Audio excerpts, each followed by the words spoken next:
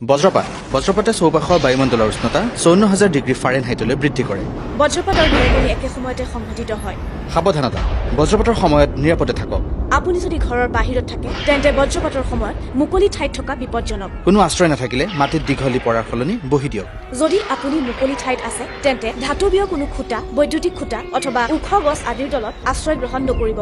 যদি গাড়ীৰ ভিতৰত আছে তেন্তে গাড়ীৰ খিৰিকীবোৰ বন্ধ কৰি ভিতৰতে থাকক। আপুনি যদি নাও বাইক অথবা সাঁতুৰি আছে তেন্তে ততালিকে মাটিলৈ আহক আৰু নিৰাপদ আশ্ৰয় গ্ৰহণ কৰক। যদি ঘৰৰ ভিতৰত থাকে, বজ্ৰপাতৰ সময়ত যিকোনো ধৰণৰ বৈদ্যুতিক সামগ্ৰী ব্যৱহাৰ কৰাৰ পৰা বিৰত থাকক। ঘৰৰ দুৱাৰ খিৰিকীবোৰ বন্ধ কৰি ৰাখক। বজ্ৰপাত আৰু ঢেৰেকনিৰ সময়ত গা ধোৱা অথবা যিকোনো ধৰণৰ প্ৰবাহিত পানী ব্যৱহাৰ কৰাৰ পৰা বিৰত থাকক।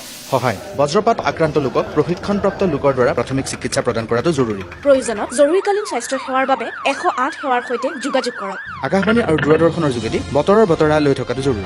মনত ৰাখিব, টেলিফোনৰ তাঁৰ আৰু ধাতুৰ নলীয়ে বিদ্যুৎ সৰবৰাহ কৰিব পাৰে। অধিক জানিবৰ বাবে এই নম্বৰসমূহৰ সৈতে যোগাযোগ কৰক।